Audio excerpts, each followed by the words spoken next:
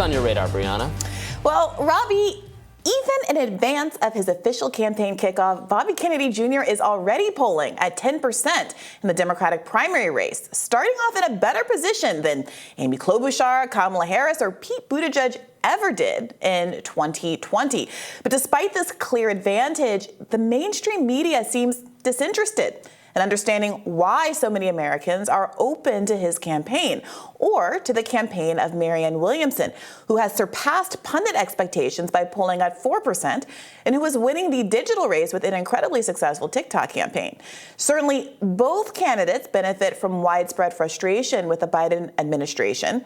Only 37% of Democrats want Biden to seek a second term, with a majority saying, actually, I'd like to get off this ride. And perhaps that's unsurprising, given that most Democrats in 2020 indicated that their vote for Biden was more of a vote against Trump than an endorsement of Biden's specific brand of politics. And time has not improved Biden's prospects. Biden will be 81 in 2024, and 68% of voters say his age is a concern, including 48% of Democrats. And while concerns that Trump would mishandle the COVID pandemic led many in 2020 to suck it up and vote for the alleged adult in the room, Biden now has to stand by his record of COVID policies, which have angered the far left, who are furious that COVID-era policies like the Medicaid continuous enrollment provision have now ended, thrusting 15 million people off of Medicaid, as well as voters across the political spectrum who feel like the CDC was slow to correct policies that failed to acknowledge, say, natural immunity, and which shut down schools and businesses for too long, in their view. Instead of acknowledging his mistakes, Biden has waged a war against so-called dis or misinformation, making contrary opinions on COVID verboten in the virtual public square. And while conservatives seem keen to ban TikTok, Biden is set to recruit an army of TikTok influencers to help boost his chances in the election.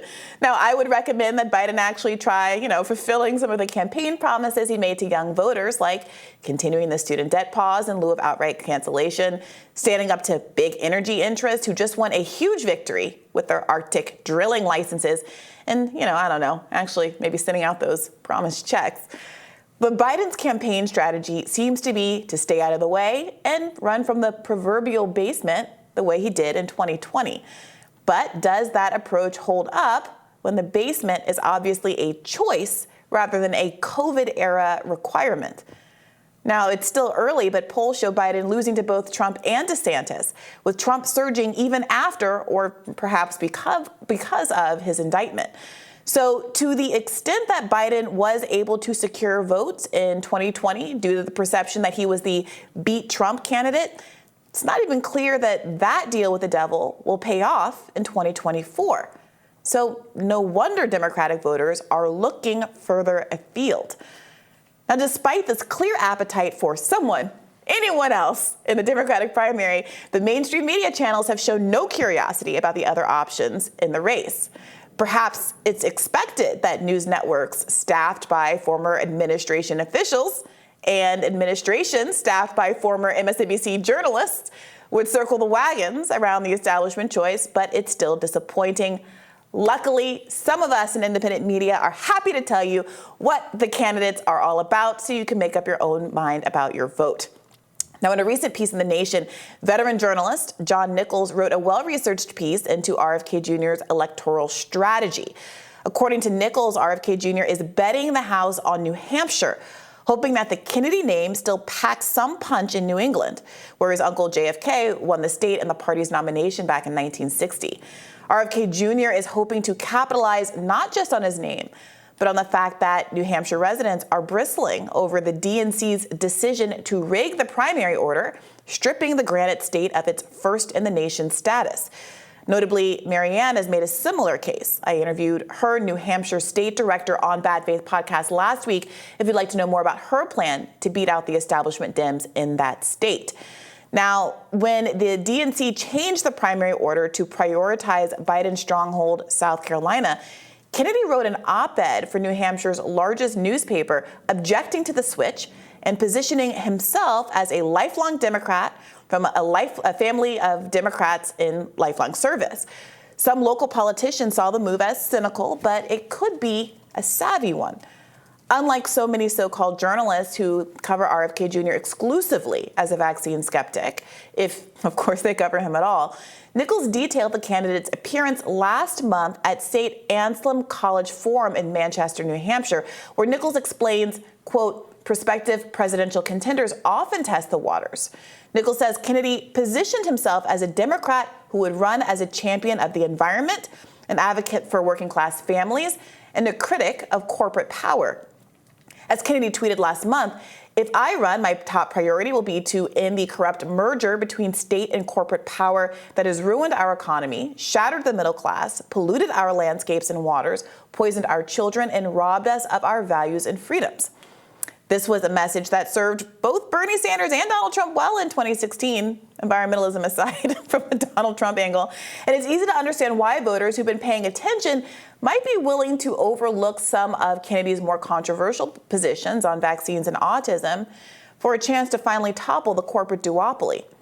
Like Trump and Marianne Williamson, RFK Jr. has never held elected office, but in a country where corruption is a voter priority, that could be seen as a benefit, particularly among independent-minded Granite State voters. If Kennedy or Marianne have a good showing in New Hampshire, it may force the media and, more importantly, the Democratic Party to take them seriously as candidates. As it stands, it's not clear that the Democratic Party will even allow a debate. And debates, of course, are one of the few opportunities that relatively unknown candidates who haven't spent decades languishing in the swamp have to introduce themselves to the American public. Notably, Williamson was the star of the first 2019 debate. She was the most Googled candidate in every state but Montana, where Montana Governor Steve Bullock beat her out. Had Bernie Sanders and Elizabeth Warren, to a much lesser degree, not occupied the progressive lane in 2020, who knows where that debate performance might have launched her. After all, there is a strong appetite in America for an independent, anti-corruption, anti-war candidate, and Biden is refusing to fill that role. Mainstream pundits dismiss both Williamson and Kennedy for their outsider status, but as outsiders, they both managed to attract huge alternative audiences. Both are prolific authors, and like most Congress members, Kennedy is an attorney after all. For nearly 30 years, in fact, Kennedy was a senior attorney for the National Resources Defense Council, a nonprofit environmental organization. And earlier in his career, he served as an assistant DA in New York. He also served as an adjunct professor at Pace University for over 30 years. So presenting Kennedy or Marianne Williamson as fringe after such accomplished careers might say more about the silos of corporate journalists than the viability of the candidates themselves. Now, that's not to say that concerns about Kennedy's choice to promote an unsubstantiated link between vaccines and autism aren't legitimate concerns. But many voters are going to rank their priorities and decide that avoiding World War III with Russia or freeing Julian Assange and having a genuinely pro-environmental candidate are more important than some fringe scientific beliefs. And perhaps that is why, ahead of his April 19th official launch, Kennedy is already doing better than every 2020 Democratic primary candidate not named Biden, Sanders, or Warren ever did. I, for one, am glad both he and Marianne are running. Better democracy than a coordination. So I was curious. I mean, it was difficult to find any reporting on what RFK was even running on, outside of headlines that say vaccine skeptic running, which I take the point, fine. But then I saw this great piece written up by John Nichols in The Nation and decided, let's give that some energy, let's give that some oxygen, because otherwise people would have no idea what the options before them actually even are. 100%. And unfortunately, I would continue to expect the mainstream media to, when they're not outright ignoring him, to only discuss his long-running, which to be fair is a real thing, his long-running vaccine skepticism, even predating the current kind of discussion about specifically the COVID vaccines or the mRNA vaccines.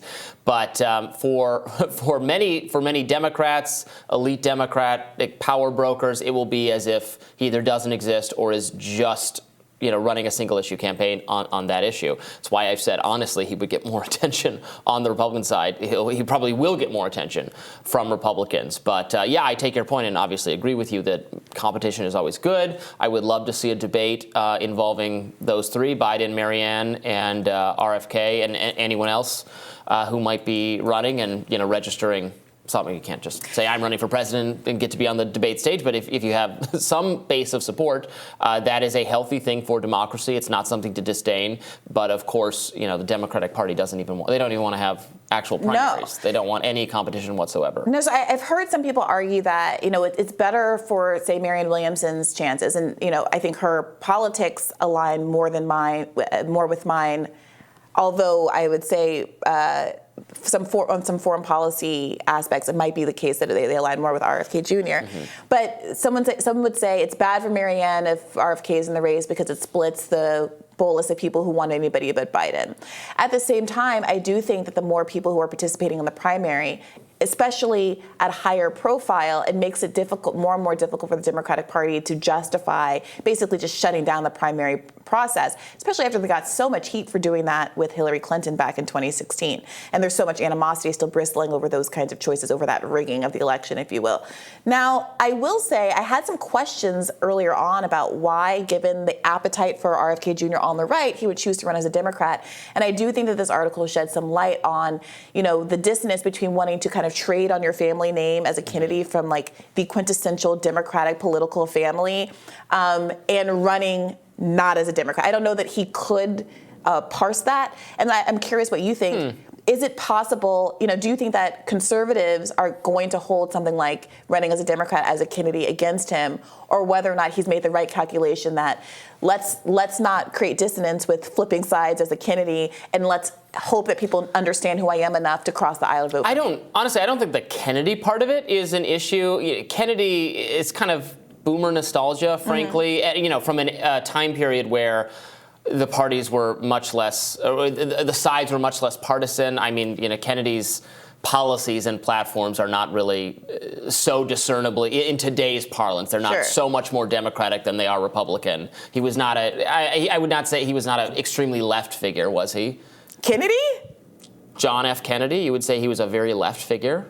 I would say that a pro-civil rights figure. Mm-hmm. I mean, he was not a left figure on foreign policy. He was not a left figure on economics, particularly. Well, there's no left figures on foreign policy in the United States of America. That's the nature of the blob.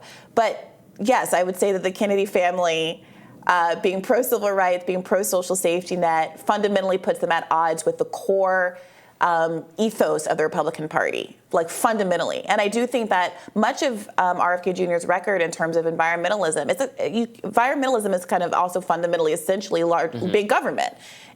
These are agencies and institutions that are tasked with I feel like I've heard a lot of liberals describing Kennedy as not sufficiently liberal. So I don't really have a stake in this. I'm just that was my thought of what the perception from people in your camp was. You're putting me in a tough position as a leftist, where obviously I don't think any Democratic president has ever been sufficiently left. But if the binary we're talking about here is whether or not he would run as a Republican or a Democrat, as a Kennedy, and whether someone like actually JFK would ever, again, the flip happened more recently back then, and the realignment happened more recently to JFK's time. But in a contemporary America, would JFK, knowing what we know about his politics, align with the Republican Party? That seems like very far-fetched to me. Now, that doesn't mean that RFK Jr. has to follow in those footsteps, but the way that he framed himself as a Kennedy in that op-ed he wrote in the New Hampshire paper, it does suggest to me that his version of trading on that legacy or tapping into the goodwill of that legacy,